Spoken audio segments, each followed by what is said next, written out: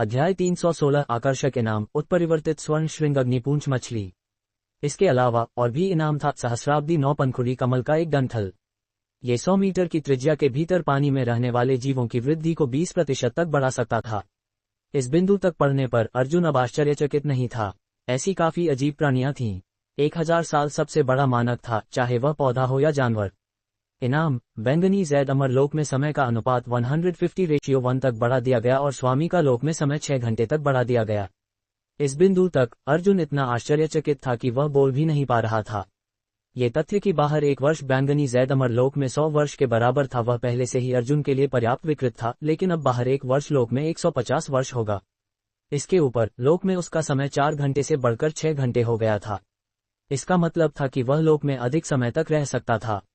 अर्जुन हंसना चाहता था। सबसे महत्वपूर्ण बात यह थी कि उसका बाहर का समय बर्बाद नहीं होगा जब तक कि वह रात प्रवेश करता और बाहर निकलने से पहले लोक के भीतर पर्याप्त आराम सुनिश्चित करता। महान संप्रदाय के लोग आत्मा केंद्रित गोली खरीद या व्यापार कर सकते हैं, लेकिन मेरे पास बैंगनी जैद अमर लोक है। निश्चित रूप से मैं उनसे हार नहीं मानूंगा। अर्जुन ने अपनी मुट्ठियां कसी। उसने शेष इनाम सूची को देखना जारी रखा। बैंगनी जैद अमर लोक के 5वें स्तर के इनाम सच में प्रभावशाली थे। इनाम 1 वर्मिलियन फल 50 साल में केवल एक बार पकता है। प्रभावों में नाड़ियों की शक्ति में 1% और दिव्य प्राण की शक्ति में 1% वृद्धि शामिल थी। इसका उपयोग शराब बनाने के लिए भी किया जा सकता है, हालांकि प्रभाव कम हो जाएंगे। अधिकतम 100 खाए जा सकते हैं। अर्जुन अभी किसी को गाली देना चाहता था। यदि केवल 1 वर्मिलियन फल 50 साल में पकता तो बिना बैंगनी जैद अमर लोक के 100 खाना एक सपना होगा। वर्मिलियन फल नव महाद्वीपों के संसार में समय समय पर पाए जा सकते थे, हालांकि प्रत्येक एक अत्यंत मूल्यवान था और कम से कम समान मूल्य की वस्तुओं के साथ ही व्यापार किया जा सकता था। इनाम उत्परिवर्तित बौसाक्ति शराब बनाने के लिए उपयोग किया जा सकता है। हल्की नाड़ी शुद्धि प्रभाव थे और मांसपेशियों और हड्डियों को शुद्ध करते थे। बैंगनी जैद अमर लोक के 5वें स्तर के इनामों को देखने के बाद अर्जुन काफी संतुष्ट था। वह ऊर्जा फल वृक्ष की ओर गया। लगभग 10 अजीब गहरे नीले फल थे जिन्हें उसने तोड़ा। इसने सौंदर्य गोली का ख्याल कर लिया। अग्निज्वाला का निशान हटाया जा सकता है। उसने खुशी से स्वयं से सोचा। उसने कुछ कदम बाईं ओर उठाए और वर्मिलियन फल की जड़ के सामने रुक गया, जो समान रूप से घुंघराले, पुराने और मजबूत थे। वर्मिलियन फल एक लता पौधा था। ये केवल 3 मीटर लंबा था और बीच में मुड़ा हुआ था, बिना किसी अन्य पेड़ों या पौधों पर निर्भर किए। यह एक विशेष रूप से घुमावदार छोटा पेड़ दिखाई दिया, अजीब लेकिन मजबूत। अर्जुन ने अखरोट के आकार के खून के लाल फल को देखा।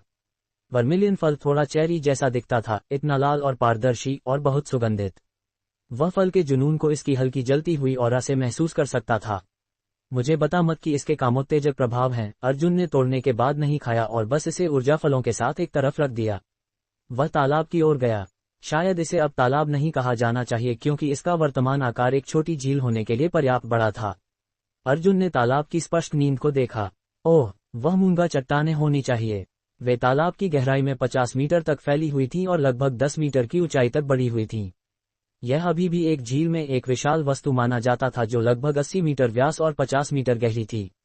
यह एक घुमावदार मार्ग के साथ फैली हुई थी और पहले से ही 50 मीटर थी और उसने अनुमान लगाया कि जब खींचे जाएं तो वे लगभग 200 मीटर लंबी होंगी। अर्जुन बेचार पे था। मूंगा चट्टानें अपनी संरचना पर एक कंकाल के रूप में निर्भर करती थीं, जो अन्य मूंगों द्वारा स्रावित कैल्शियम कार्बोनेट और अन्य जीवों की हड्डियों या खोलों से बनी थीं। अर्जुन ने इस पर विभिन्न ऊंचाइयों की कई अन्य वनस्पतियों को देखा।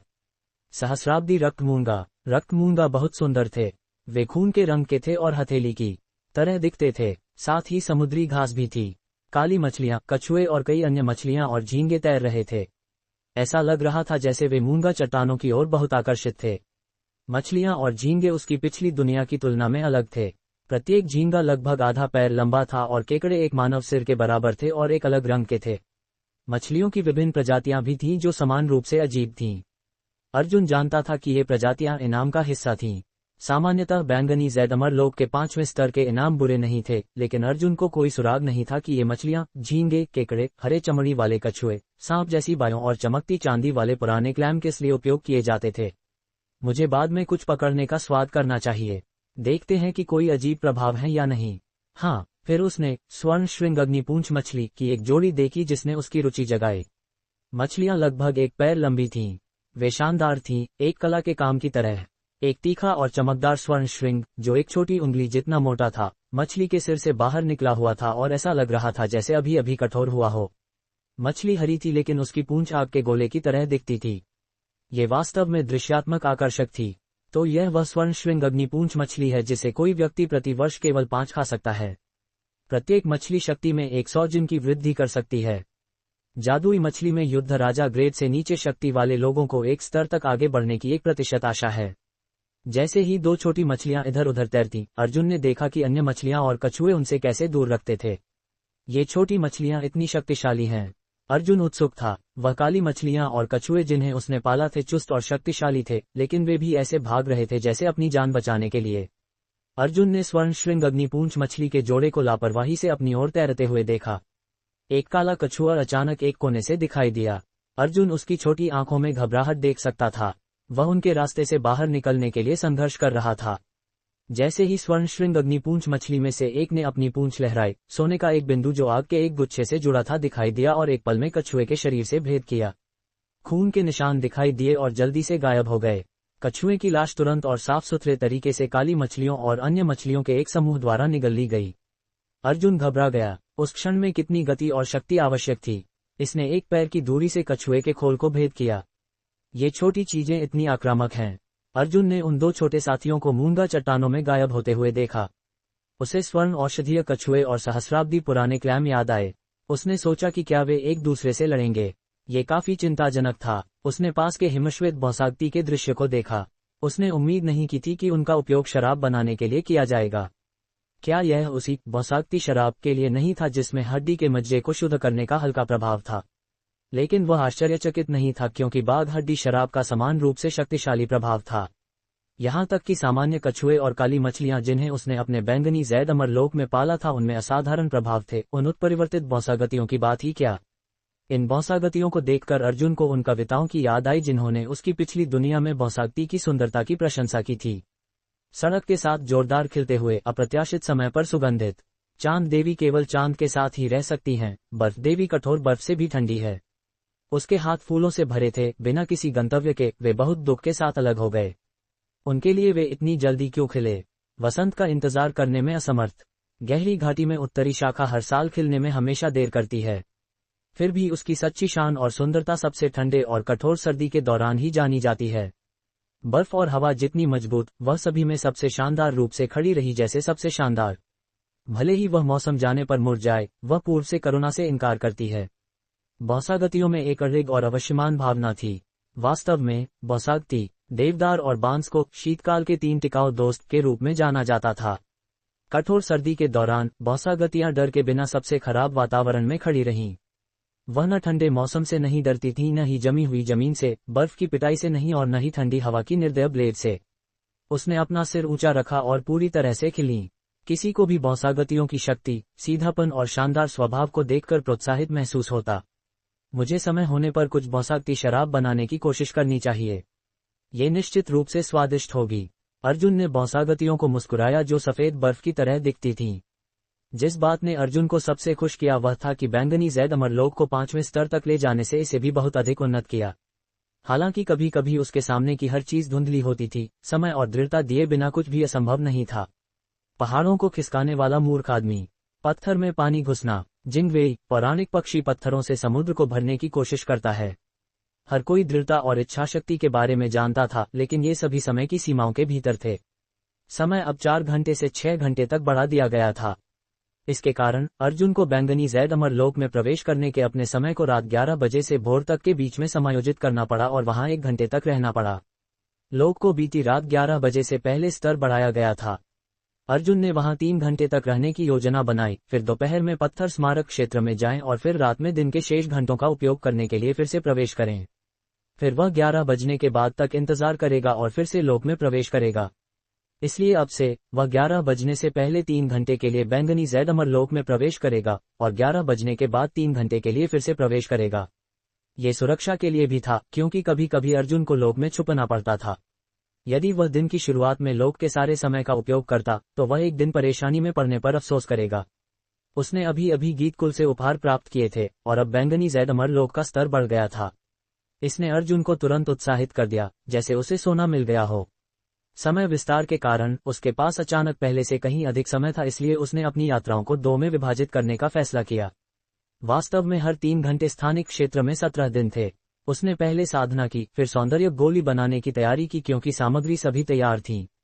सौंदर्य गोली की रसायन रेसिपी: सौंदर्य फल, ऊर्जा संवर्धन फल, चपलता संवर्धन फल, धीरज संवर्धन फल, शरीर फल, जैडबांस, मादा जैनजी, सहस्राब्दी पृथ्वीसार, कस्तूरी सुगंध, सहस्राब्दी कोकेट्रिस का खून, 5000 साल के कछुए का खून, सहस्राब्दी लिंगजी, सहस्राब्दी जिनसेंग और सहस्राब्दी फ्लीसफ्लावर जड़। सौंदर्य गोली के प्रभाव: 30 साल के लिए सौंदर्य बनाए रखना और सभी शक्तियों में 20% वृद्धि। योजक चिन्ह योजक चिन्ह योजक चिन्ह योजक चिन्ह योजक चिन्ह योजक चिन्ह योजक चिन्ह योजक चिन्ह योजक चिन्ह योजक चिन्ह योजक चिन्ह योजक चिन्ह योजक चिन्ह योजक चिन्ह योजक चिन्ह। टिप्पणी: पहाड़ों को खिसकाने वाला मूर्ख आदमी। एक कहानी एक मूर्ख आदमी के बारे में जो इतना दृढ़ था कि वह 2 पहाड़ों को खिसकाना चाहता था कि उसने भगवान से कहा कि भले ही वह उन्हें अपनी मृत्यु से पहले नहीं खिसका पाता, उसके वंशज भी काम को हासिल करने की कोशिश करते रहेंगे। उसकी दृढ़ता से प्रभावित होकर भगवान ने 2 देवताओं को उसके लिए पहाड़ों को खिसकने का आदेश दिया। अध्याय 317 सौंदर्य गोली बनाना, ऊर्जा फल का सेवन। 30 वर्षों तक यौवन को बनाए रखना और समग्र शक्ति में 20% की वृद्धि। स्वर्ग और पृथ्वी के रूपांतरित पशुओं के खून को छोड़कर अर्जुन ने बाकी सभी सामग्री इकट्ठा कर ली थी।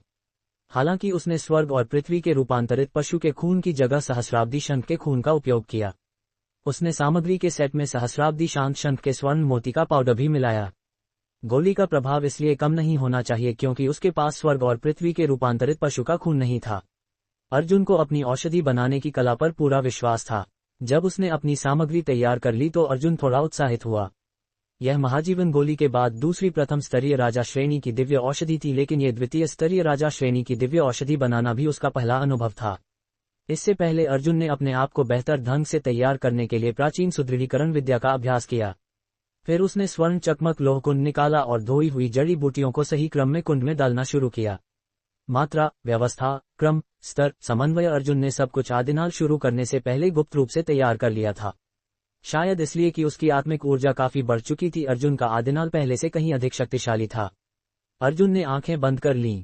स्वर्ण चकमक लोहकुंड का दृश्य उसकी आत्मिक भावना में उभरा और उसने आदिनाल से निकलने वाली गर्मी को नियंत्रित करना शुरू किया। फिर जड़ी बूटियों का भर्जन, उत्थान और सम्लन किया और साथ ही जड़ी बूटियों में लगातार गुणात्मक परिवर्तन होता रहा। अर्जुन अपना शरीर और मन दोनों इसमें लगा दिया क्योंकि वह पूर्ण क्रम में आगे बढ़ रहा था। उसे लगा कि औषधि बनाने का उसका संचित ज्ञान भर्जन से लेकर रसायन तक नुस्खे बनाने को आसान बना रहा है। ठीक इसी तरह ये सौंदर्य गोली, हालांकि यह अर्जुन का पहला मौका था जब वह इसे बना रहा था, फिर भी उसे ऐसा लगा जैसे उसने इसे कई बार बनाया हो। शायद ये दूसरी औषधियां बनाते समय के अनुभव के कारण था। स्वर्ण चकमक लोहकुंड से एक घरघराहट की आवाज आई। एक क्षण बाद हवा में एक सूक्ष्म जड़ी बूटी की सुगंध फैल गई। इस समय अर्जुन का आदिनाल अत्यधिक घना हो गया। पलक झपकते ही लौ छोटी हो गई और केवल 1 इंच ऊपर उठी। ये लगभग 1 पहर तक चला जब तक कि लौ धीरे धीरे बड़ी होने लगी। स्वर्ण चकमक लोहकुंड से निकलने वाली आवाज भी तेज होती गई। समय धीरे धीरे बीतता गया जैसे वह अनजाने में खो गया हो। अर्जुन का आदिनाल ज्यादा नहीं बदला, हालांकि आग की तीव्रता का कुछ हिस्सा लगातार बदल रहा था। औषधि बनाने का उद्देश्य विभिन्न प्रकार की चिकित्सा सामग्री को सम्लन और उत्थान करना था ताकि उच्च श्रेणी की जड़ी बूटी प्राप्त हो सके। इसके बाद जड़ी बूटियों का सम्लन और उत्थान होता है जब तक कि परिणामी प्रभाव एक निश्चित उच्च स्तर तक नहीं पहुंच जाता। जब ये सीमा तक पहुंच जाता है तो सबसे बड़ा परिवर्तन होता है गोली का निर्माण। जब अर्जुन ने गोली के निर्माण की आवाज सुनी तो उसके चेहरे पर एक हल्की मुस्कान आ गई। गोली के निर्माण की स्पष्ट और मधुर आवाज अर्जुन को एक महिला की उस समय की मीठी कामुक सिसकारी याद दिला गई जब वह प्रेम संबंध बनाने में व्यस्त होती। अर्जुन का आदिनाल बिल्कुल नहीं बदला, लेकिन आदिनाल से यानी यिन यांग की लौ से यानी आग बाहर निकली और उसने यिन आग को सौंदर्य गोली को गर्म करने के लिए छोड़ दिया।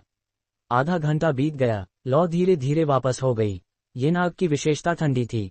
ये प्रकार की आग गर्म नहीं बल्कि बर्फ की तरह ठंडी थी। अगर यह चरम बिंदु तक पहुंच जाती तो यह अपने रास्ते में सब कुछ जमा सकती थी। इसी समय यिन आग में सब कुछ राख में बदलने की शक्ति भी थी। जैसे ही अर्जुन औषधि बनाने से वापस हुआ, स्वर्ण चकमक लोहकुंड बर्फ की तरह ठंडा हो गया। उसने कुंड खोलने में जल्दबाजी नहीं की बल्कि धीरे धीरे प्राचीन सुदृढ़ीकरण विद्या का अभ्यास करना शुरू कर दिया। इस बार सौंदर्य गोली बनाने में एक पूरे दिन और रात का समय लग गया। अर्जुन सौंदर्य गोली बनाने में लगे समय को स्वीकार कर पाया क्योंकि इसे द्वितीय स्तरीय राजा श्रेणी की गोली में सर्वश्रेष्ठ माना जाता था। यदि अर्जुन जानता कि अन्य प्रसिद्ध रसायनाचार्यों को द्वितीय स्तरीय राजा श्रेणी की दिव्य औषधि बनाने में 1 महीना लगता है और सफलता दर केवल 5% थी तो कोई नहीं जानता था कि अर्जुन इसके बारे में क्या सोचता। चूंकि यह मानसिक रूप से थका देने वाला था, अर्जुन इसमें बने नहीं रह पाता अगर वह बैंगनी जैद अमरलोक के 5वें स्तर को पार नहीं करता और अपनी आत्मिक ऊर्जा में विशाल वृद्धि प्राप्त नहीं करता। ये बहुत खतरनाक है। अर्जुन धीरे धीरे उठा क्योंकि प्राचीन सुदृढ़ीकरण विद्या के एक बड़े चक्र के बाद वह लगभग पूरी तरह से ठीक हो चुका था। इस बार आधा घंटा बीत चुका था। अगर मैं 2 ऊर्जा फल खाऊं तो शायद मैं और अधिक ठीक हो सकता हूं। औषधि बनाना सच में मानसिक रूप से थका देने वाला है। यह कोई आश्चर्य की बात नहीं है कि जो लोग अद्भुत औषधियां बना सकते हैं उनके पास अद्भुत शक्ति होती है। इस बीच अर्जुन धीरे धीरे स्वर्ण चकमक लोह कुंड की ओर बढ़ा। उसने कुंड को उठाया जो अपने सामान्य तापमान पर लौट आया था और आश्चर्य की उम्मीद में दिल थामकर ढक्कन खोला। उस क्षण एक मीठी सुगंध उसके पूरे शरीर में भर गई। ये प्रकार की गंध एक मीठी सूक्ष्म सुगंध थी, न कि तेज गंध वाली। मीठी सुगंध में एक शीतल प्रभाव था, जैसे पुदीने के स्वाद से ताजगी। अर्जुन को ताजगी महसूस हुई और वह कुंड के अंदर देखने के लालच का विरोध नहीं कर पाया। स्वर्ण कुंड के गहरे अंदर 3 दवाई की गोलियां थीं। ये गोलियां मोती के आकार की थीं जिन पर रहस्यमय गहरे नीले रंग का आवरण था। गोलियां नीली रोशनी के साथ चमक रही थीं। वह चमक सुंदर और मोहक थी। 3 गोलियां और वे सच में सार से भरपूर हैं। इतनी अधिक मूल्यवान जड़ी बूटियों के साथ इतना भर्जन उत्थान और सम्लन और परिणाम, सिर्फ ये 3 छोटी चीजें हैं। अर्जुन हर सफलता के बाद औषधि बनाने के चमत्कार पर केवल आंखें फेर सकता था। यह उल्लेखनीय था कि वह विभिन्न प्रकार की जड़ी बूटियों के बीच संगतता को समा सका और सम्लन को चरम स्तर तक विकसित कर सका और उन्हें एक सांद्र और उच्च स्तरीय वस्तु में बदल सका। निम्न स्तरीय रसायनाचार्य केवल सामग्री का सरल प्रक्रिया में सम्लन और उत्थान कर सकते थे। कभी कभी वे केवल सम्लन कर पाते थे लेकिन जड़ी बूटियों का पूर्ण उत्थान नहीं कर पाते थे, इसलिए वे चिकित्सा जड़ी बूटियों का पूरा प्रभाव नहीं ला पाते थे, एक सफलता स्तर तक भी नहीं। उच्च स्तरीय रसायनाचार्य, विशेषज्ञ रसायनाचार्य, दिव्य अवस्था के रसायनाचार्य वे जड़ी बूटियों के हिस्सों, बड़े हिस्सों या सभी जड़ी बूटियों का सम्लन करके 10 या 12 सफलता स्तरों के प्रभाव वाले संयोजन का विकास कर सकते थे। प्रत्येक व्यक्ति केवल एक सौंदर्य गोली का सेवन कर सकता है जो 30 वर्षों तक यौवन को प्रभावी ढंग से बनाए रख सकती है और समग्र शक्ति में 20% की वृद्धि कर सकती है। सौंदर्य गोली पर एक नज़र डालने के बाद अर्जुन ने इसे 3 मुहरों वाले एक छोटे पोर्सिलेन जार में रख दिया। अर्जुन को नहीं लगता था कि सौंदर्य गोली घाव भर सकती है, लेकिन वह निर्वाणनाथ के शब्दों पर विश्वास करता था, इसलिए अर्जुन ने गोली के प्रभाव पर कभी संदेह नहीं किया। एकमात्र बात जो उसे नहीं पता थी वह थी इस दिव्य औषधि का सेवन करने का सही समय। आखिरकार शक्ति बढ़ाने का तरीका आपकी संख्याओं पर आधारित था। एक ही प्रकार की गोली का सेवन करने के लिए एक को ये देखना चाहिए कि पहली बार उस गोली का सेवन करने पर कितनी शक्ति प्राप्त होती है, बिल्कुल छोटी जीवन गोली की तरह जिसे 2 गोलियों के सेवन से एक स्तर की शक्ति बढ़ाई जा सकती है। यदि कोई व्यक्ति पहली गोली दिव्य अवस्था 5वीं श्रेणी में और दूसरी गोली दिव्य अवस्था 6वीं श्रेणी में खाता है तो दूसरी बार प्राप्त होने वाली एक स्तर की शक्ति दिव्य अवस्था 5वीं श्रेणी में प्राप्त होने वाली एक स्तर की शक्ति के आधार पर होगी। भले ही कोई युद्ध राजा स्तर तक पहुंच जाए तब भी ये दिव्य अवस्था 5वीं श्रेणी में प्राप्त होने वाली एक स्तर की शक्ति के आधार पर होगा। बची हुई सामग्री से एक बार और औषधि बनाई जा सकती थी। बैंगनी जैद अमरलोक में एक दिन आराम करने के बाद अर्जुन ने कुंड में आग लगाई। इस बार भी वह सफल रहा और 3 और सौंदर्य गोलियां प्राप्त की। अर्जुन औषधि बनाने की सफलता दर से बहुत खुश था, बस ये सामग्री ढूंढना मुश्किल था। एक बार जब सामग्री इकट्ठा हो जाती तो उसकी सफलता दर लगभग हमेशा 100% होती थी। अर्जुन ने अपना बाकी समय अभ्यास पर खर्च किया। बैंगनी जैद अमरलोक के उन्नयन ने उसे अन्य चीजों पर खर्च करने के लिए अधिक समय दिया। अभ्यास के बाद अपने आराम के दौरान वह नए क्षेत्रों को देखने के लिए इधर उधर घूमा। वर्तमान बैंगनी जैद अमरलोक लगभग 135 एकड़ का था, जो अभी भी एक बड़ा भूभाग था। मूल रूप से पुराने शीर्ष के ऊंचाई जितना ऊंचा चीनी पलाश वृक्ष दृश्य के अनुसार अधिक सुसंगत दिखता था। बैंगनी जैद अमरलोक में झील चौथे स्तर से उन्नयन के बाद चौड़ी हो गई थी, जो इसके आकार से दोगुनी थी। झील हर कोने में विस्तृत थी और झील के किनारे रोपण और चट्टानों के बीच की दूरी को और अधिक दूर और एक दूसरे से और भी दूर लग रही थी। अर्जुन ने झील के बीच में 9 कमलों को देखा। वे बहुत बड़े और सुंदर थे। कमलों से आने वाली सुगंध एक को शांत महसूस कराती थी और हृदय और आत्मा को शुद्ध करती थी। मछलियों से कोई हलचल नहीं थी। 2 स्वर्णशृंग अग्निपुच्छ मछलियां अभी भी उग्र और तानाशाह थीं। अर्जुन को झील के चारों ओर घूमते हुए उन दोनों को देखने में बहुत दिलचस्पी थी। अर्जुन को ये भी पता था कि ये 2 जैविक प्रजातियां झील में रहने वाले एक जीव से डरती थी, स्वर्ण औषधीय कछुआ। 5000 वर्ष पुराना स्वर्ण औषधीय कछुआ एक बहुत मजबूत और कठिन हीरे की तरह दिखता था। अर्जुन को अभी भी स्पष्ट याद था वह क्षण जब 2 स्वर्णशृंग अग्निपुच्छ मछलियों की मुलाकात स्वर्ण औषधीय कछुआ से हुई थी। मछलियों ने अपने तीखे स्वर्ण श्रृंग का उपयोग किया और स्वर्ण औषधीय कछुए की ओर दौड़ी। वह उस अद्भुत रूप से तेज गति और क्षणिक विस्फोटक शक्ति को देख पाया। अर्जुन उनकी शक्ति से स्तब्ध रह गया। लेकिन अंत में स्वर्ण औषधीय कछुआ फिर भी एक साधारण कछुआ था जो जमीन पर पड़ा रहता था और धूप में लेटा रहता था। 5000 वर्ष जीवित रहने वाला एक छोटा कछुआ फिर भी एक सामान्य कछुआ था। स्वस्थ और ऊर्जावान कछुए ने मुड़कर फिर से उग्रता से स्वर्ण श्रृंग अग्निपुच्छ मछलियों की ओर दौड़ लगाए। अर्जुन ने बिना पलक झपकाए झील में ये दृश्य देखा। वह चिंतित नहीं था क्योंकि उसने नोटिस किया था कि स्वर्ण श्रृंग अग्निपुच्छ मछली पर स्वर्ण श्रृंग की कठोरता और स्वर्ण औषधीय कछुआ पर स्वर्ण कछुए के शेल की कठोरता मूल रूप से समान थी। टिंच एक स्पष्ट आवाज गूंजी। अर्जुन को ये दिलचस्प और प्रभावशाली लगा कि कछुए की गति कितनी तेज थी और पहले की तुलना में कितना लचीला था। हालांकि उसे पता था कि कछुआ सामान्य नहीं था, तब भी उसने जो कछुआ देखा था वह बर्फ के पहाड़ की सिर्फ एक चोटी था। टकराव के बाद अर्जुन देख सकता था कि एक स्वर्ण श्रृंग अग्निपुच्छ मछली टकराने के बाद लुढ़क गई। इसके अलावा ऐसा लग रहा था जैसे वह भ्रमित थी और उसकी नजर सन थी। स्वर्ण औषधीय कछुए ने अपना सिर बाहर निकाला जैसे कि वह क्षमा नहीं करने वाला था और सीधे स्वर्ण श्रृंग अग्निपुच्छ मछली की ओर बढ़ा और काटने के लिए गया। अर्जुन अब थोड़ा चिंतित हुआ। ये स्वर्ण श्रृंग अग्निपुच्छ मछलियों की एक जोड़ी थी, इन्हें स्वर्ण औषधीय कछुए द्वारा खाया जाने की अनुमति नहीं दी जा सकती थी। जैसे ही अर्जुन मछलियों को बचाने में मदद करने के बारे में सोच रहा था, उसने नोटिस किया कि दूसरी स्वर्ण श्रृंग अग्निपुच्छ मछली पहली मछली की ओर दौड़ी और अपनी तरफ मुंह करके अपने शरीर को सिकोड़ लिया। इस क्रिया ने स्वर्ण औषधीय कछुए को पहली स्वर्ण श्रृंग अग्निपुच्छ मछली को काटने से रोक दिया। आखिरकार कछुए का मस्तिष्क, पेट और 4 अंग ये उसके सबसे कमजोर बिंदु थे। अर्जुन ने मुस्कुराया। ये 3 छोटे प्राणी बहुत चतुर थे। उन्हें पता था कि एक दूसरे के साथ कैसे सहयोग करना है और वे लाभ और हानि के बीच संतुलन बैठा सकते थे और संभावित खतरे को समझ सकते थे। उन 2 छोटी मछलियों ने सहस्राब्दी शंख को भी कभी उकसाने की कोशिश नहीं की। अर्जुन को नहीं पता था क्यों, लेकिन शायद यह उनके लिए बहुत बड़ा था। अन्य मछलियां झींगे, केकड़े और हरे कछुए काली मछलियों और काले कछुओं से कम पीछे नहीं थे। जीवन पुष्प की कली खिल चुकी थी। अर्जुन जानता था कि बैंगनी जैद अमरलोक के उन्नयन ने इन रोपणों की वृद्धि को बदल दिया था। अर्जुन खुश था जब उसने सहस्राब्दी औषधि सामग्री के विस्तृत क्षेत्र के बारे में सोचा। खेतों के बीच की दूरी घटती जा रही थी। जिस बात ने अर्जुन को भाषा ही नहीं मिली वह थी अनाम वृक्ष की जड़ों पर गुलाबी फूल। खिला हुआ फूल जो कटोरे के किनारे के आकार का था बदला नहीं था। अर्जुन को शक होने लगा कि क्या ये जीवन पुष्प का एक और प्रकार था। 4 अन्य फल पकने लगे थे। अर्जुन विशेष रूप से स्वर्ण सूर्य ताइशुई और 5000 वर्ष पुराने स्वर्ण मासलिंगजी में दिलचस्पी ले रहा था। उसे लगता था कि जब भी वह गोलियां बनाता था वे हमेशा उसकी अपेक्षा से बेहतर होती थीं। शायद इसका कुछ लेना देना इस बात से था कि वह मासलिंगजी से अलग नहीं हो पा रहा था।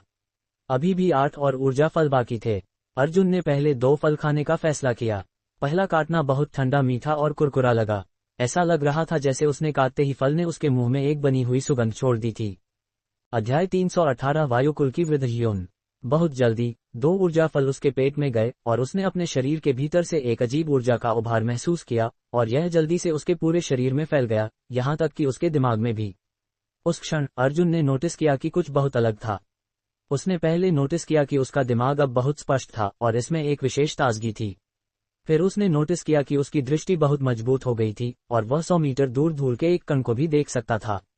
जबकि उसकी क्षमताएं पहले मजबूत थीं, वे अब जितनी डरावनी नहीं थीं जितनी अब थीं। अगला, उसने अपनी आध्यात्मिक भावना में एक बड़ा अंतर नोटिस किया। पहले वह केवल एक विशेष दिशा में 50 मीटर की दूरी तक अपनी ऊर्जा केंद्रित कर सकता था, लेकिन अब वह सभी दिशाओं से 50 मीटर तक चीजों को महसूस कर सकता था। इससे अर्जुन बहुत संतुष्ट हुआ। यह एक गुणात्मक सुधार था। सभी दिशाओं में 50 मीटर तक इंद्रियों को बढ़ाने की क्षमता को कम न समझें। ये सबसे बड़ा सुधार था जो अपनी आध्यात्मिक भावना को एक बार में अपने सभी आसपास पर लागू करने में सक्षम बनाना था। इसने उसे एक ही समय में अपने आसपास होने वाली हर चीज को महसूस करने की अनुमति दी, बिल्कुल एक व्यक्ति की तरह जो छत पर खड़ा होकर आंगन पर नीचे देखता था और सब कुछ पूरी तरह से दिखाई दे रहा था। हालांकि यदि व्यक्ति आंगन में खड़ा होता तो वह पूर्ण दृश्य केवल अपने शरीर को मोड़ने पर ही देख पाता। यह आध्यात्मिक भावना का गुणात्मक सुधार था। कई लोग अपने पूरे जीवन में इस चरण तक नहीं पहुंच पाते। इस सफलता के बिना वे कभी सबसे मजबूत योद्धाओं में से एक नहीं बन सकते थे। वर्तमान में अर्जुन का सुधार आंगन से छत तक पहुंचने जैसा था और यही कारण था कि वह विशेष रूप से खुश महसूस कर रहा था। जब तक वह भविष्य में अपनी आध्यात्मिक भावना लागू करने की दूरी बढ़ा सकता, वह अपनी आध्यात्मिक भावना के माध्यम से अपने आसपास को महसूस कर पाएगा और बहुत सारी चीजें कर सकता था, जिसमें खतरों से बचना और किसी और का पीछा करना शामिल था। समय बहुत तेजी से बीता और एक और आधा महीना बीत गया। अर्जुन बैंगनी जैद अमरलोक से बाहर निकला और देखा कि अभी दोपहर नहीं हुआ था। उसने पहाड़ के पीछे जाकर उन पशु आकार पत्थर स्मारकों को देखने की योजना बनाई। आखिरकार अर्जुन ने उनसे पहले से ही बहुत प्राप्त किया था। अर्जुन अब यह नहीं देखता था कि कितने लोग थे या कितने कम थे, और सीधे उन्मत्त बेलपत्थर स्मारक की ओर गया। उसने इसे फिर से देखा, फिर अगले पर चला गया। देखो, वह हमारे तारामंडल भवन का अर्जुन है। कैसा है? क्या वह लंबा और वीर नहीं है? एक आवाज गूंजी, जिससे अर्जुन को थोड़ा बेचैन महसूस हुआ, लेकिन उसने ये देखने के लिए मुड़कर नहीं देखा कि यह कौन था। ये पहली बार नहीं था जब उसने ऐसी बातें सुनी। अब तारा दिवस भवन के सभी पुरुष अपने हथेली रगड़ रहे हैं, अर्जुन के खिलाफ लड़ने के मौके की तड़प में। एक युवक ने मुस्कुराया और जो व्यक्ति बोल रहा था उसके बाद जारी रखी। मुझे सुना है कि तारा दिवस भवन के लिए अगला मुख्य शिष्य तय करने के लिए केवल एक शर्त है, और वह है अर्जुन को हराना। रोमांच में भाग लेने वाले हमेशा लोग थे। गीतवीर को हराने की अर्जुन की खबर ने अर्जुन को शीघ्रता से प्रसिद्धि में वृद्धि कराई। अधिकांश लोग अर्जुन की साधना के स्तर पर चर्चा करते थे, साथ ही साथ उन्होंने अगले साल विभिन्न भवनों के बीच प्रतियोगिता के लिए रैंक क्रम का अनुमान लगाया। हालांकि अर्जुन पत्थर स्मारक पर केंद्रित था और देखा कि उस पर जो उकेरा किया गया था वास्तव में एक प्रकार का पौधा था, और यह वह था जिसे अर्जुन पहचानता था, वर्मिलियन फल। अर्जुन को समझ नहीं आया कि पत्थर स्मारकों पर पौधे भी क्यों उकेरे गए थे। उसने अगले की ओर देखा और खोजा कि वह वास्तव में शक्ति संवर्धन फल वृक्ष था। अगली पत्थर स्मारकों की श्रृंखला के लिए उनमें कुछ लोग भी थे।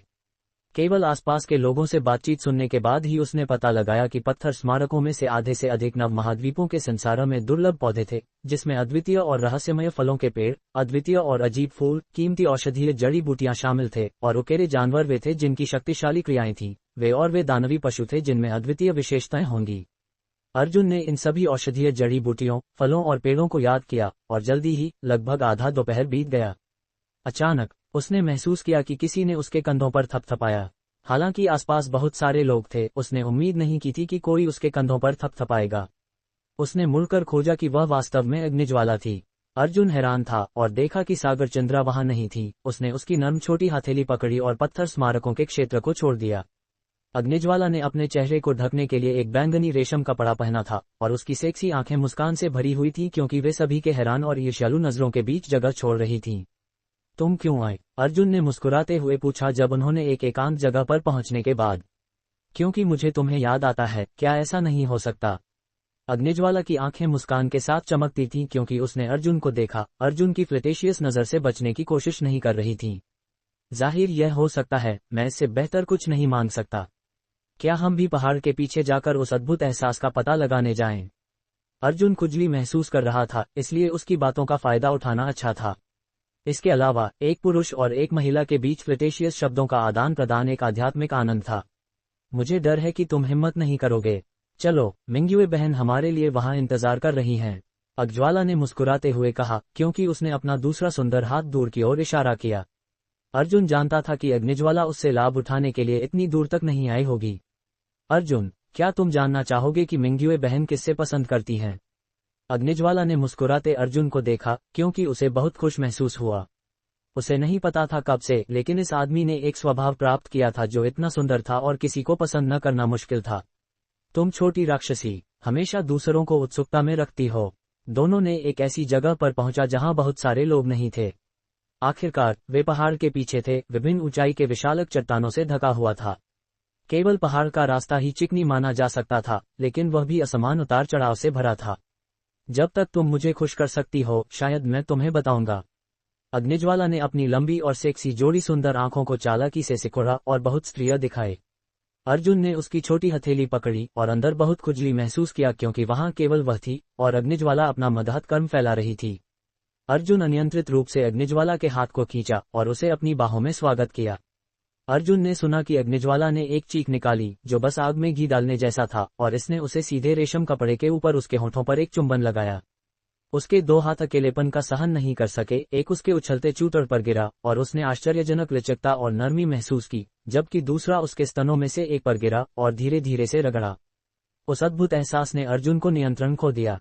अग्निज्वाला ने भी उम्मीद नहीं की थी कि अर्जुन इतना बेशर्म होगा, और एक छोटे समय में उसके कुछ संवेदनशील बिंदुओं पर हमला किया गया। जैसे ही उसने झटके और सुन्नता महसूस किया, वह अर्जुन की बाहों में ढीली हो गई, हताश होकर हल्की सांस लेती रही। अर्जुन की नजर दूर नहीं कुछ बड़ी चट्टानों वाले एक स्थान पर गई और उसने अग्निज्वाला को उठाया। उसने महसूस किया कि वह चल रहा था और इससे उसने घबराना शुरू कर दिया। अर्जुन, तुम दुष्ट, मुझे नीचे उतारो। तुम क्या कर रहे हो? अग्निज्वाला अर्जुन के शरीर में बदलाव महसूस कर सकती थी, पूरी तरह से जानती थी कि एक आदमी में आग लगाना बहुत खतरनाक था, लेकिन वह अर्जुन के लिए बेसब्री से उत्सुक थी। हालांकि जब असली बात का सामना करना था तो वह डर गई और महसूस किया कि उजाड़ में ऐसा करना बहुत अति था। अर्जुन ने कुछ नहीं कहा और केवल अग्निज्वाला की घबराई सुंदर आंखों को देखा। उसका एक हाथ अभी भी उसके गोल चूतर पर था और उसने आगे बढ़कर उसके कपड़ों के अंदर तक पहुंचा। उसे उस सुंदर चूतर को सीधे महसूस करने से कुछ भी रास्ता नहीं था। अर्जुन मदहोश था। वह चिकनाई तुरंत उसे एक अवर्णनीय एहसास लाए। ऐसा लग रहा था जैसे ये सबसे चिकनी रेशम था और वह इससे अलग नहीं करना चाहता था। अर्जुन, ऐसा मत करो। मैं नहीं चाहती कि मेरा पहला समय ऐसा हो। अग्निज्वाला घबरा गई। अर्जुन ने कुछ नहीं कहा। उसने शुरू में उसे डराना और थोड़ा लाभ उठाने का विचार किया था, लेकिन ये सोचकर कि वह हर बार उसके द्वारा भड़का गया था, अर्जुन का हाथ उसकी गर्म चूत में डूब गया। अर्जुन, मैं नहीं चाहती कि मेरा पहला समय यहाँ हो। मैं आज रात तुम्हारे कमरे में आऊंगी, ठीक है? अग्निज्वाला ने अर्जुन की गर्दन पर अपनी बाहें लटकाईं और घबराहट में हकलाते हुए बोली। अर्जुन हैरान था और मुस्कुराया क्योंकि उसने अग्निज्वाला को देखा जो इतनी शर्मिंदा थी कि वह अपना सिर नहीं उठा सकती थी, और बोला, रात को मेरे कमरे में आने के लिए। अर्जुन उसे थोड़ा चिढ़ा नहीं सकता था। उसने छोटी राक्षसी के शब्दों पर विश्वास नहीं किया। मैं जो चाहूंगा वह करूंगी। अग्निज्वाला की लुभावनी आंखों ने अर्जुन को सुंदरता से देखा, जिससे उसके दिमाग तक खून उमड़ आया। ये पंक्ति वह भी थी जिसने अर्जुन को अपनी एक उंगली को एक गर्म स्थान में डुबोने का कारण बनाया, जिससे अग्निज्वाला कांपी और उसने अपनी टांगें एक साथ बंद कर दी। डील हुआ, आज रात तुम मेरे कमरे में आओगी। मैं इस बार तुम पर भरोसा करूंगी, अर्जुन ने मुस्कुराते हुए कहा, क्योंकि उसने बाहर निकलने से पहले अपनी उंगलियों से थोड़ा अंदर तक प्रोब किया। आखिरकार सागरचंद्रा अभी भी उसका इंतजार कर रही थीं। अग्निज्वाला को अर्जुन द्वारा नीचे रखा गया। उसका शरीर पूरी तरह से ढीला हुआ क्योंकि अर्जुन ने मुस्कुराया और उसका समर्थन किया। अर्जुन ने इसके बारे में सोचा और महसूस किया कि वह थोड़ा जल्दी में था। कब से उसका आत्मनियंत्रण इतना कमजोर कैसे हो गया? उसने शर्माकर अग्निज्वाला को देखा जो उसे दुखी से घूर रही थी, क्योंकि उसने अपना नाक रगड़ा। एक हल्की सुगंध उसके नाक तक आए, लगभग मौजूद नहीं, लेकिन इसने किसी को एक तड़प का एहसास दिया और इसे सूंघने की इच्छा उत्पन्न की। कोई केवल किसी ऐसे व्यक्ति पर ही यह सुगंध पा सकता था जिसे वह पसंद करता था। अग्निज्वाला की आंखें तुरंत धुंधल हो गईं। वह पूरी तरह से जानती थी कि वह आनुवांशिक उंगली पहले कहाँ थी। तुम इतने घृणित हो, ऐसा कहते हुए उसने अर्जुन के हाथों को धकेला और आगे भागी। वह सुंदर पीठ दृश्य और विशेष रूप से उसके आकर्षक कदम, उसके चूतड़ के थोड़ा झूलने के साथ। जब अर्जुन ने फिर से उसके साथ चला, तब तक वह पहले ही अपना संयम प्राप्त कर चुकी थी। अर्जुन ने अग्निज्वाला की हथेली को हल्के से पकड़ा, लेकिन उसने केवल अर्जुन को देखा और मुस्कुराई, जिससे उसे भ्रमित होने लगा। मिंग्युए कहाँ हैं? अग्निज्वाला, क्या तुमने नहीं कहा था कि वे हमारे लिए इंतजार कर रही हैं? अर्जुन को सागरचंद्रा बिल्कुल नहीं दिख रही थी और वे पहाड़ के पीछे से जाने वाले थे। ओह, शायद वे इंतजार नहीं कर पाईं और पहले ही वापस चली गईं। अर्जुन बहुत उदास महसूस कर रहा था, क्योंकि वह रुकने का मुख्य कारण ये था क्योंकि अग्निज्वाला ने कहा था कि सागरचंद्रा उनका इंतजार कर रही थीं। यदि उसे ऐसा पता होता तो शायद वह अभी अग्निज्वाला के साथ एक जबरदस्त वक्त बिता रहा होता। अग्निज्वाला, मैं आज रात तुम्हारे लिए इंतजार करूंगा, अर्जुन ने ठहाका लगाया और कहा जैसे ही अग्निज्वाला जाने लगी थीं। ममम, आज रात मेरे लिए दरवाजा खुला रखो, अग्निज्वाला ने सुंदरता से मुस्कुराते हुए कहा। अर्जुन ने देखा कि वह सुंदर पीठ दृश्य गायब हो गया और उसने अंतिम वाक्य की अनदेखी की। अर्जुन ने नोटिस किया कि अग्निज्वाला की वर्तमान साधना का स्तर एक ऐसे चरण पर था जहां उनकी प्रगति बहुत तेज थी, इसलिए वह थोड़ा और इंतजार करना चाहता था। इस तरीके से ये दो निशानों के साथ एक पत्थर मारना होगा, और न केवल तभी यह उसकी सुंदरता को वापस ला सकेगी, बल्कि इसकी शक्तियों में भी वृद्धि करेगी। जैसे ही वह अपने निवास की ओर चला, अर्जुन अब कहीं भी ईर्ष्यालु नजरों को महसूस करता, चाहे वह कहीं भी जाए। जाहिर ईर्ष्या की नजरें भी थीं, साथ ही कुछ लड़कियों से प्यार की भावनाएं भी थीं। पुरुष प्रसिद्धि पाने से डरते थे, जबकि वजन बढ़ने से डरते थे। अर्जुन ने कड़वाहट से मुस्कुराया और सिर हिलाया। उसे यह एहसास पसंद नहीं था, इसलिए वह बहुत जल्दी से चला गया। अर्जुन अपने स्थान पर ऊपर गया, लेकिन थोड़ा बेचैन महसूस किया। उसने तुरंत अपनी आध्यात्मिक भावना बाहर भेजी। अर्जुन ने कड़वाहट से मुस्कुराया, क्योंकि जैसे ही वह अपने कमरे के प्रवेश द्वार पर खड़ा था, वह महसूस कर सकता था कि कमरे में कोई था। अध्याय 319 अर्जुन और वृद्ध यून के साथ सौदा। अपनी आध्यात्मिक भावना के माध्यम से उसने एक अद्भुत आकृति वाली महिला को देखा। उसका चेहरा उसकी ओर था और अर्जुन जानता था कि उसने उसे नोटिस किया था। सबसे महत्वपूर्ण बात यह थी कि अर्जुन महसूस कर सकता था कि उसकी क्षमताएं युद्ध राजा स्तर से ऊपर थीं। वह एक ऐसी महिला थी जिसकी साधना का स्तर युद्ध राजा ग्रेड 3 से कम नहीं था। हालांकि वह सागरचंद्रा से कमजोर थी। जैसे ही अर्जुन उसे महसूस कर रहा था, एक चुंबकीय परिपक्व महिला आवाज गूंजी, साहब आप अंदर क्यों नहीं आ रहे? क्या ऐसा हो सकता है कि आप एक कमजोर महिला से डर रहे हैं? उसकी आवाज अनुभवी लगती थी पर अत्यंत सुंदर। यदि आप एक कमजोर महिला हैं तो क्या मैं एक निरीह भेड़ नहीं हूं? अर्जुन ने धीरे से कहा। अपनी नाक रगड़ते हुए उसने दरवाजा खोला और अंदर गया। बैठक कक्ष में खड़ी महिला को देखा। उसकी उम्र बताना मुश्किल था, लेकिन उसका चेहरा बहुत सुंदर था, ज्ञान की चमक देने वाली आंखों की एक आकर्षक जोड़ी। उसकी आकृति पतला और सुडौल थी और उसके सुंदर स्तन उसके कपड़ों को ऊपर उठाते हुए, जब वह बोलती तो धीरे धीरे कांपते हुए। उसकी कमर से कूल्हों तक की रेखा अत्यंत नाजुक थी और उसके गोल कूल्हों की भरपूरता को उभारा दिखाती थी। उसकी टांगें पतली और लंबी थी, एक लालित्य का वातावरण दे रही थी। महान स्वभाव वाली एक परिपक्व महिला, अर्जुन ने सोचा। अर्जुन परिपक्व महिलाओं की ओर अधिक जुनूनी था। यह अजीब था, क्योंकि उसे मातृभक्ति से कभी कमी नहीं हुई और उसने अपने 2 जीवनों के अपने काल में किसी भी और से बहुत अधिक प्राप्त किया था। हालांकि उसे अपनी पिछली जिंदगी से ही परिपक्व महिलाओं को पसंद आया था, और नव महाद्वीपों की दुनिया में आने के बाद भी। इसके अलावा, जबकि अर्जुन को परिपक्व महिलाएं पसंद थे, वह जानता था कि उसके सामने की महिला कोई सामान्य महिला नहीं थी। तुम कौन हो? अर्जुन ने पूछा। अर्जुन को देखकर महिला रुचि की एक नजर दिखाई, क्योंकि उसने कभी नहीं सोचा था कि यह युवा आदमी इतना आकर्षक और फैल सकता है। उसकी तुलना में सभी अन्य युवा पुरुष उथले और भ्रमित लगते थे। यह एक अजीब एहसास था। मैं वायुकुल से हूँ। मैं तुमसे एक सौदा करना चाहती हूँ। क्या ये ठीक है? तुम शर्तों से जरूर संतुष्ट होंगे, उसने एक सुंदर मुस्कान के साथ कहा। अर्जुन ने वापस मुस्कुराया। निर्वाणनाथ से जो सुना था उसे याद रखा। वह हमेशा उन लोगों से एक संतोषजनक सौदा प्राप्त करता थे जो अनुग्रह के लिए आए थे। सौदा? कौन सा सौदा बात करना है? अर्जुन ने मुस्कुराते हुए कहा। महिला के पास से गुजरते हुए श्रेय कक्ष में गया। चिंता मत करो, तुम जरूर नहीं हारोगे, और यह कुछ ऐसा है जो तुम आसानी से पूरा कर सकते हो। अर्जुन के रवैया देखकर महिला महसूस किया कि उसे सहमति दिलाने में थोड़ी कठिनाई होगी। हालांकि इतनी कम उम्र में इतना कुछ हासिल करना, वह उसे अपनी शर्त पर राजी करने में इतना आसान नहीं होगा। ऐसा कहते हुए महिला अपने थोड़े सिकुड़े हुए भौहों के साथ अर्जुन को देखा, एक ऐसा एहसान दे रही थी कि वह जब तक वह सहमति नहीं करता। उसने कुल प्रमुख से वादा किया था कि वह जरूर इसे पूरा करेगी। जब तक वह इसे पूरा कर सकती, वह वायुकुल के ऋण से अब ऋणी नहीं रहेगी, उसे उसका पीछा करने की जरूरत नहीं होगी और वह उसे अस्वीकार कर पाएगी। महिला अर्जुन के पीछे शय्या कक्ष में चली, जबकि चुपचाप से उसे देखती रही। यह एक ऐसा एहसान दे रही थी कि जब तक वह सहमति नहीं करता। शय्या कक्ष शुरू में बहुत बड़ा नहीं था। अर्जुन ने इस महिला को देखा जिसकी उसके लिए घातक आकर्षणता थी, एक परिपक्व और सुंदर स्वभाव। विशेष रूप से वह आंखें जिन्हें अर्जुन वर्णन नहीं कर सकता थे। वे ऐसा लगता था जैसे उन्होंने जीवन में बहुत कुछ देखा हो, फिर भी ज्ञानवान, सुंदर और अकेले लगते थे। तुम मुझे क्या दे सकती हो? अर्जुन ने बोलते हुए उसकी सुंदर आकृति को पूरी तरह से देखने का मौका लिया। उसकी अति नजर महिला को भौं चढ़वा। धन, मार्शल आर्ट्स, औषधीय जड़ी बूटियां, दुर्लभ और कीमती खजाने। मैं तुम्हारी सभी इच्छाओं को पूरा कर सकती हूँ, उसने जवाब दिया। अपना सिर उठाकर अर्जुन को देखा। उसने पहले कभी किसी पुरुष से इस तरह से बात नहीं की थी, और इस तरह से इससे पहले कभी साथ नहीं किया गया था। जबकि मैं उनमें भी रुचि रखता हूँ, एक चीज है जो और भी अधिक आकर्षक है। अर्जुन ने ठहाक लगाया। उसकी आंखें महिला की मदिरा जहरी सुंदर आंखों को देख रही थीं। महिला बहुत चतुर थी। इतना स्पष्ट होने के बावजूद वह अनजाने की तरह व्यवहार करती रही और आशा की एक झलक दिखा रही थी। तुम क्या चाहती हो? आगे बोलो। यदि यह मेरी क्षमता के भीतर है, मैं अपनी पूरी कोशिश करूंगा तुम्हें संतुष्ट करने के लिए, उसने सामान्य रूप से कहा। मैं तुम में चाहता हूँ, अर्जुन ने एक मुस्कान के साथ दृढ़ता से कहा। जब अर्जुन ने ये कहा, वह बहुत शांत था। जब उसने पहली बार इस महिला को देखा, वह पहले से ही बहुत अजीब महसूस कर रहा था। वह एक महिला थी जो उसकी एक महिला में वह सब कुछ थी जो उसे पसंद करता था, चाहे उसका स्वरूप, एहसास, उसका स्वभाव और वह अभिव्यक्ति जो वह दिखाती थी। ये सब काफी थे। एक महिला जो कम से कम ग्रेड 4 युद्ध राजा थी। ऊपर के बिंदुओं पर वह एक शीर्ष श्रेणी की सुंदरता माना जाती थी।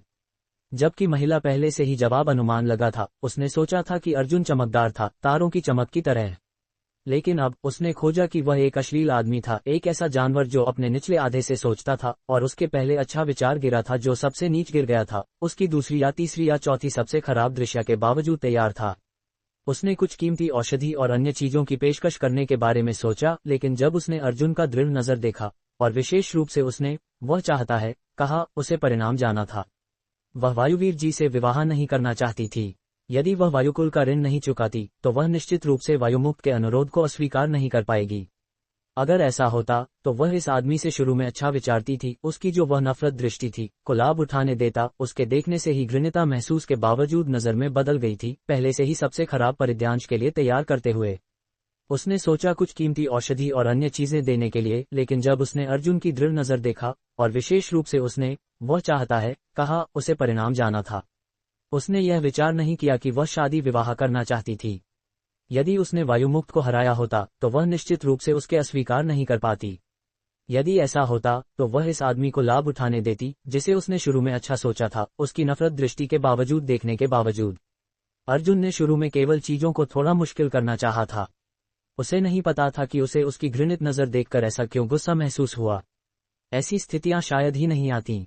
यह उसकी पिछली जिंदगी से उसका हीनमनता मन का विद्रोह था। उसकी पिछली जिंदगी में जब वह थोड़ी समृद्ध महिलाओं को देखता था, महिलाएं जो उसकी पहुंच से बाहर थीं, विशेष रूप से वे जो महिलाएं थीं जो वेश्या का जीवन जीते थे लेकिन फिर भी अपनी ईमानता की एक स्मारक की अपेक्षा करती थीं। महिला की अभिव्यक्ति के कारण अर्जुन के हीनमनता मन ने विद्रोह किया।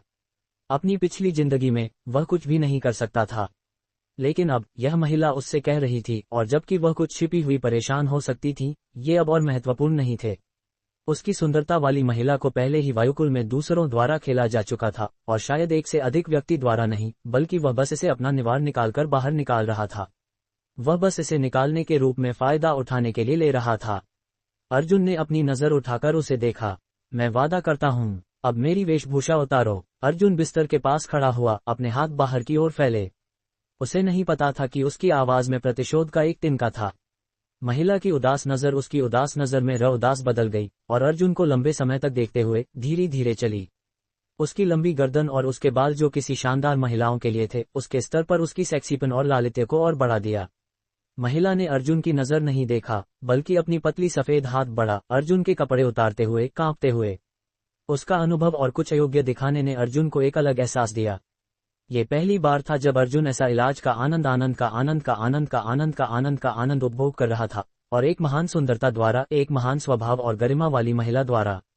महिला के पर्वतान उभर रहे।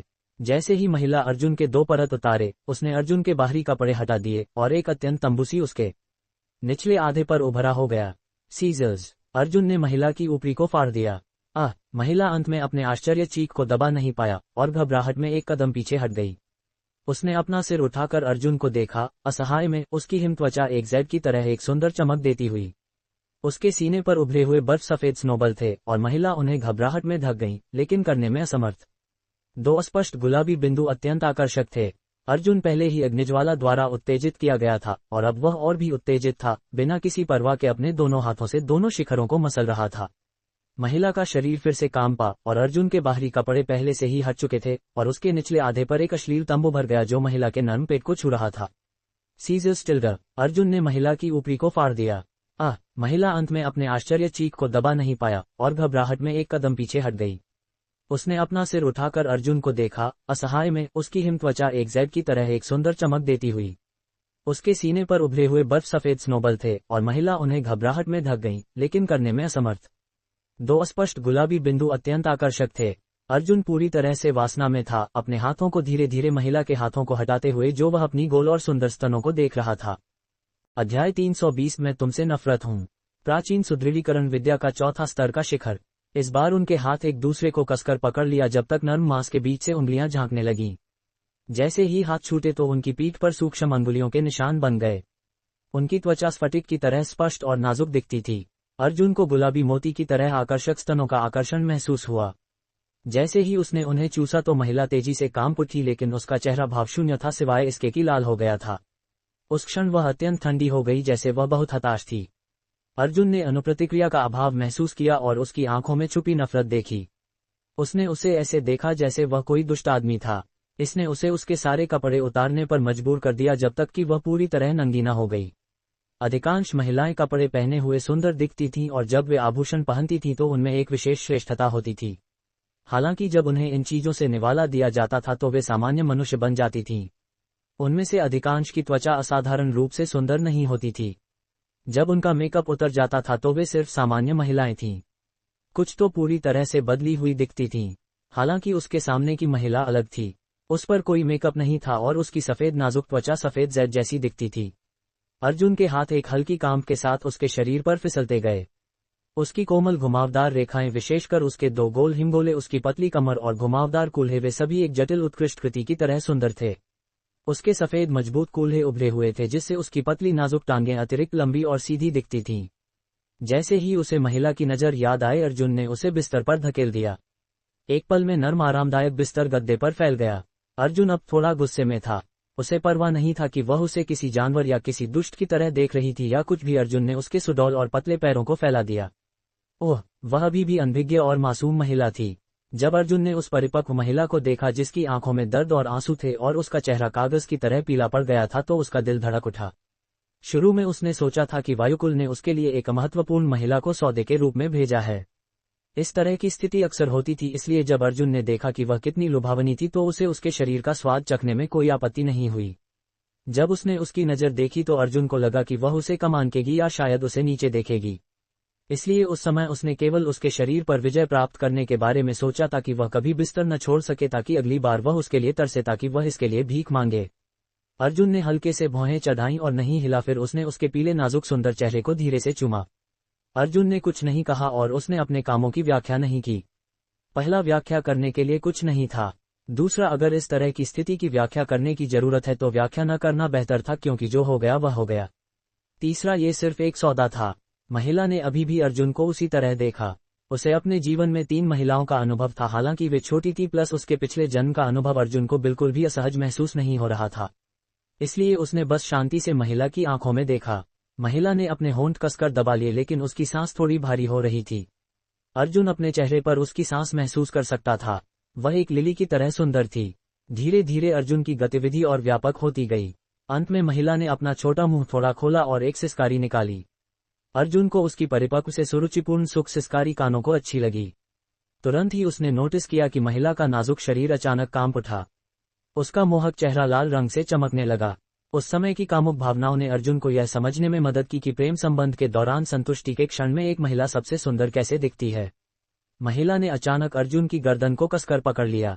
उस क्षण अर्जुन ने एक अनाम शारीरिक और मानसिक तकनीक का उपयोग किया, जिसने तुरंत एक निर्दोष प्राण ऊर्जा की लहर उसके शरीर में भेज दी। एक चक्र के बाद ऊर्जा फिर से महिला के शरीर में वापस गई। जैसे ही यह उसके शरीर में वापस आई, उसकी सांस अचानक तेज हो गई और धीरे धीरे सामान्य हो गई। अर्जुन जानता था कि उसकी एक सफलता प्राप्ति हो गई है। महिला ने धुंधली आंखों से सिर उठाया और अविश्वसनीय रूप से अर्जुन को देखा। अनपेक्षित रूप से वह 5वें श्रेणी युद्ध राजा के शिखर से 6वें श्रेणी युद्ध राजा तक पहुंचने में सफल रही। 10 वर्षों तक उसे बांधने वाला अवरोध आखिरकार टूट गया। अर्जुन फिर भी खुश था, क्योंकि उस क्षण उसकी प्राचीन सुदृढ़ीकरण विद्या 4थे स्तर के शिखर पर पहुंच गई। उसने सोचा था कि उसे 10 वर्षों का संचय चाहिए, जो बैंगनी जैद अमरलोक में लगभग 4 महीने के बराबर था। इस प्रभाव को प्राप्त करने के लिए बैंगनी जैद अमरलोक के 5वें स्तर तक पहुंचना आवश्यक था। हालांकि अर्जुन संतुष्ट नहीं था। एक पल में उसने महिला की एक नाजुक टांग उठाई ताकि वह उसे पकड़ सके। उसने उसे अपनी तरफ करवट लेकर लिटा दिया, जबकि वह खुद तिरछा हो गया। एक और दौर शुरू करते हुए अर्जुन बार बार अनाम युग्म साधना तकनीक का उपयोग करता रहा। उसके पेट के उसके गोल कूल्हों से टकराने की आवाज कामुक थी। महिला ने अपना हठी चेहरा नीचे कर लिया। उसके पूरे शरीर पर हल्के गुलाबी रंग की एक परत चढ़ गई, जो अत्यंत मोहक थी। महिला फिर से अपने उत्साह के शिखर पर पहुंच गई। हालांकि इस बार युग्म साधना तकनीक से प्राप्त ऊर्जा पहली बार की तुलना में 1% से भी कम थी। अर्जुन पहले से ही ऐसा होने की उम्मीद कर रहा था। फिर से, क्या ठीक है? लंबे समय के बाद महिला ने पहली बार बोला। आसमान देर दोपहर से थोड़ा अंधेरा हो गया था, जिसमें लगभग 2 घंटे लगे थे। उसे लगा कि वह और बर्दाश्त नहीं कर पाएगी। इसका कुछ लेना देना उस रहस्यमय युग्म साधना तकनीक से था, अन्यथा वह पहले ही बेहोश हो चुकी होती। एक और बार महिला चुप रही और चली गई, अस्वाभाविक रूप से चलते हुए। जाते समय उसने अर्जुन की बाजू थाम ली और बेरहमी से काट लिया। वह खून बहा रहा था। मैं तुमसे नफरत हूं, मैं तुमसे नफरत हूं। ये उसके आखिरी शब्द थे, जो उसने आंसुओं में भीगी हुई दूर भागने से पहले कहे। अर्जुन ने देखा कि उसकी परछाई गायब हो गई। उसकी बाजू पर एक स्पष्ट काट का निशान था। उसने खून बहते हुए देखा, जबकि वह खुद को घायल होने देता रहा। फिर भी अर्जुन को उसका नाम नहीं पता था। कोई आश्चर्य नहीं कि वह हिचकिचाने लगी। मैंने इस बार सच में एक राक्षस बन गया। मुझे लगा कि वह ये करने आई है, लेकिन अब मुझे लगता है कि उसकी अपनी परेशानियां थीं। शायद उसके पास और कोई चारा नहीं था। मुझे नहीं होता बचता ये सोचने से कि जाते समय उसने कैसे कहा कि वह मुझसे नफरत करती है और मेरी बाजू काट ली। अर्जुन ने कड़वी हंसी हंसी जब उसने अभी हुई बात के बारे में सोचा। बिस्तर पर गड़बड़ाहट को देखते हुए अर्जुन को महसूस नहीं हो पा रहा था कि उसे कैसा लग रहा है। लेकिन जब उसने सोचा कि महिला ने किसी तरह का अवरोध तोड़ा तो उसे लगा कि उसने उसे किसी तरह का मुक्ति दिया। आखिरकार यह सिर्फ एक सौदा था। अंधेरा हो चुका था लेकिन बैंगनी जैद अमरलोक में प्रवेश करने का समय कुछ और देर तक बढ़ाया जा सकता था। अर्जुन धीरे धीरे अपने शरीर में होने वाले बदलावों को महसूस कर सकता था। पहले की युग्म साधना तकनीक के कारण उसे पता था कि उसने उस महिला से अधिक लाभ प्राप्त किया था। जनन भाग में प्राणकुंड का तरल थोड़ा और गाढ़ा होता हुआ लग रहा था। हालांकि इसके आयतन में कोई बदलाव नहीं था लेकिन इसमें मौजूद ऊर्जा काफी बढ़ गई थी। प्राचीन सुदृढ़ीकरण विद्या के चौथे स्तर के क्षेत्र में अर्जुन अपने शरीर के अंदर एक विशाल ऊर्जा महसूस कर सकता था और उसके आत्मविश्वास में वृद्धि हुई। वह एक अद्भुत अनुभव था।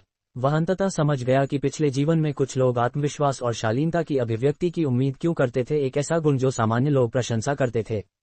ये शक्ति का प्रतीक था। उनमें आत्मविश्वास था, बिल्कुल वैसे ही जैसे पिछले युद्ध कला के उस्ताद विशेष बल और अन्य लोग। अमीर व्यापारियों के लिए भी ऐसा ही था क्योंकि पैसा होना एक प्रकार की शक्ति का प्रतीक था। और अंत में उच्च अधिकारी, उनकी शक्ति बाघ की ताकत से कम शक्तिशाली नहीं थी। केवल जब कोई सर्वोच्च शिखर तक पहुंचता है तभी वह इसके लाभों को जानता है। भले ही वे शिखर तक पहुंचने से एक कदम दूर हों, वे इसकी असली शक्ति को कभी नहीं जानेंगे। बिल्कुल उड़ना सीखने वाले पक्षी की तरह शिखर तक पहुंचना आकाश में उड़ने वाले पक्षी के समान था। जो शीर्ष तक नहीं पहुंचे या बस एक कदम दूर थे, वे उड़ना सीखने वाले पक्षी की तरह थे लेकिन कभी उड़ नहीं सकते थे। ये शिखर की शक्ति थी। उस क्षण अर्जुन की ऊर्जा पहले से ही दोगुनी हो चुकी थी। इस तरह की अवधारणा में भले ही कोई अतिरिक्त शक्ति वृद्धि न हो, फिर भी उसके पास 9 लाख इकाइयों की भयावह ऊर्जा थी। यदि उसने स्वर्गीय वज्र प्रहार, उन्मत्त बैल की शक्ति, स्वर्ग कंपनी, हथौड़ा, युद्ध कवच, युद्ध जूते और वह बची हुई सौंदर्य गोली जो उसने अभी तक सेवन नहीं की थी जोड़ दिया। जब समय आया अर्जुन ने बैंगनी जैद अमरलोक में प्रवेश किया। वह स्पष्ट रूप से अंतर महसूस कर सकता था, जैसे लोक का दबाव अधिक शक्तिशाली हो गया था। सब कुछ एक मजबूत जीवन शक्ति के रिसाव जैसा महसूस हो रहा था। यह अनुभव जादुई और आरामदायक था। अर्जुन को नहीं होता था कि यह यिन और यांग के सम्मिलन का प्रभाव था। यह अवकाश मूल रूप से यिन यांग लटकन से आया था। उसे लगा कि बैंगनी जैद अमरलोक का उन्नयन निश्चित रूप से यिन यांग और आत्मिक ऊर्जा से जुड़ा था। ताइची एकल कोड़ा, धमाका। अर्जुन संतुष्टि से मुस्कुराया। स्वर्गीय वज्र प्रहार और उन्मत्त बैल की शक्ति के प्रभाव में अर्जुन की सबसे निपुण ताइची एकल कोड़े ने एक शक्तिशाली विस्फोट किया। अपने हाथ से एक सुगम लहराते हुए हवा तीव्र हो गई जिसमें थोड़ी कवचसार शक्ति थी। कवचसार, यह महत्वपूर्ण प्राण बल सब कुछ का सामना कर सकता था और इसे तोड़ सकता था। प्रभावशाली और रहस्यमय। वह आगे बढ़ा और एक और ताइची एकल कोड़ा मारा। उसने लगातार ताइची एकल कोड़ा मारा जिससे उसे सिर से पैर तक आराम महसूस हुआ। ताइची नरमता से कठोरता पर विजय प्राप्त करता था जिसे आसानी से निपटाया जा सकता था। और भी महत्वपूर्ण बात यह थी कि इसका जोर विरोधी के पहले हमला करने के बाद उस पर बेहतर मौका पाने पर था। हालांकि ये ताइची का सार था। अर्जुन के अनुसार अधिक शक्तिशाली शक्ति के प्रभाव में ताइची का उपयोग एक पहले हमले के रूप में किया जा सकता था। एकल कोड़ा बादल हाथ और रक्षा मोड़ मुक्का को एक शक्तिशाली हमले के रूप में मारा जा सकता था। इसके बाद अर्जुन ने 24 मुद्रा ताइची तकनीक का प्रदर्शन करने के लिए अपनी पूरी ताकत का उपयोग किया। शक्ति शक्तिशाली थी लेकिन गति धीमी थी। जैसा कि कोई कहेगा ये पीसने जैसा लग रहा था, लेकिन ये पहाड़ों को धकेलने के अधिक करीब था जिसने एक अस्थिर वातावरण दिया। उसके शरीर के चारों ओर हल्के पीले रंग के धुंध की एक परत थी और वह अर्जुन की प्राचीन सुदृढ़ीकरण विद्या का प्राण था जिसे उसके दिव्य अवस्था का प्राण कहा जा सकता था। दिव्य अवस्था का प्राण मेरे शरीर के चारों ओर चक्कर लगा रहा है। अर्जुन को यकीन नहीं था कि क्या ये तीसरे श्रेणी युद्ध राजा की विशेषताओं में से एक का संकेत था। एक पल में अर्जुन एक स्वर्ण बुद्ध की तरह अधिक दिखने लगा। शायद यह एक संयोग या एक प्रतिक्रिया थी, लेकिन 24 मुद्रा ताइची तकनीक का प्रदर्शन करने के बाद अर्जुन ने 1000 बुद्ध गुफाओं के 1000 बुद्ध हथेली की मुद्रा को मारा। 1000 बुद्ध हथेली मुद्रा की छवि की एक धारा अर्जुन के दिमाग में दिखाई दी। उस क्षण उसे स्पष्ट याद आया जब उसने 9 लहर महान स्वर्ण बुद्ध हथेली के 1000 बुद्ध हथेली मुद्रा में सफलता प्राप्त की थी। छवियां एक एक करके धीरे धीरे खुली और अर्जुन ने सटीकता से यह देखा कि 1000 बुद्ध हथेली मुद्रा कैसे मारनी चाहिए। यह अटपटा और असुविधाजनक था, विशेषकर 1000 बुद्ध हथेली मुद्रा के बीच सीधे स्विचिंग आंदोलन। अगर पहला प्रयास असफल रहा तो दूसरा प्रयास होगा, अगर दूसरा नहीं तो तीसरा। अर्जुन ने खुद को ताइची के अनियमित व्यवहार में लगा लिया और बिना रुके शुरू से ही मारता रहा। सफलता या विफलता, उसे बस 1000 हथेली मुद्राएं मारनी थी और अगले पर जाना था। दूसरा प्रयास स्पष्ट रूप से पहले से अधिक शक्तिशाली था। प्रत्येक हथेली मुद्रा के बीच सहसंबंध अधिक मजबूत हो गया, लेकिन संगठन में अभी भी असंगति थी। हालांकि इस बार की निरंतरता पहले प्रयास से कहीं बेहतर थी। तीसरा प्रयास, चौथा प्रयास। अर्जुन को गिनती याद नहीं रही कि उसने कितने प्रयास किए होंगे। जो भी हो, अब वह 200 गुना स्वर्ण बुद्ध हथेली मुद्रा के बीच एक निरंतर प्रवाह में मार सकता था और साथ ही तकनीक में अधिक कुशल हो गया था। अर्जुन अर्धचेतन रूप से महसूस कर रहा था कि वह पहले 200 गुना के भीतर एक बुद्ध छवि को जोड़ सकता था। यह एक संयोग था। अर्जुन को याद आया कि उसने पहले प्रयास में जो लिंक बनाया था वह पहले 200 नक्काशियां थीं। दूसरा प्रयास भी ऐसा ही था, लेकिन केवल पहली 200 बुद्ध छवियों को जोड़ सका। अर्जुन बिना रुके इसके बारे में सोचता रहा। उसने सावधानी से अपनी 1000 बुद्ध हथेली मुद्रा मारी। जब वह हथेली मुद्रा के 200वें गुने तक पहुंचा तो अर्जुन को लगा कि उसने 200वीं हथेली मुद्रा को पूरी तरह से समझ लिया है। फिर से प्रयास करते हुए उसने एक और ऐसा प्रहार मारा जिसमें पहले 200 गुने स्वर्ण बुद्ध संचित थे।